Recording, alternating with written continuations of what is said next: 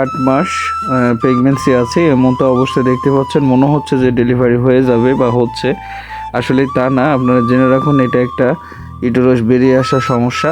গাভীটির যে সমস্যা সেটি সাধারণত একটি গাভীর যখন শারীরিকভাবে পুষ্টির অভাব থাকে তখন এই সমস্যাটা দেখা দেয়। তো সম্মানিত খামারি বিন্দু, আপনারা জেনে রাখুন গাভীর শেষ দিকে অর্থাৎ হচ্ছে বাচ্চা প্রসবের শেষ দিকে শরীরে ইস্ট্রোজেনের হরমোনের মাত্রা প্রচুর পরিমাণ বেড়ে যায়, লিগ্রাক্সিন হরমোন নিষ্কৃত হয়। এর ফলে জরায়ুর চারপাশে লিগামেন্ট বা পেশিগুলো অতিরিক্ত শীতল বা নরম হয়ে যায়, যা জরায়ু এক সময় বেরিয়ে আসতে সাহায্য করে।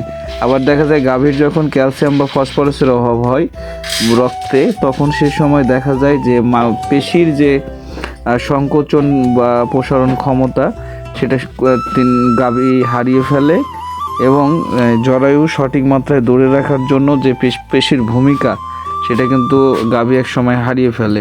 তো আসলে এই সমস্যাটা একটা খামারের জন্য একটা বিরল বা দুশ্চিন্তার কারণ।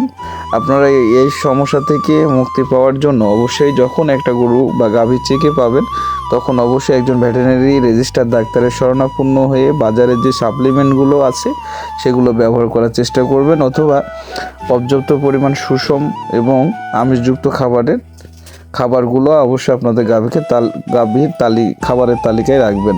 এ পর্যন্তই, সবাই ভালো থাকুন। একজন প্রান্তিক খামারিকে শেয়ার করে দেবেন। ধন্যবাদ।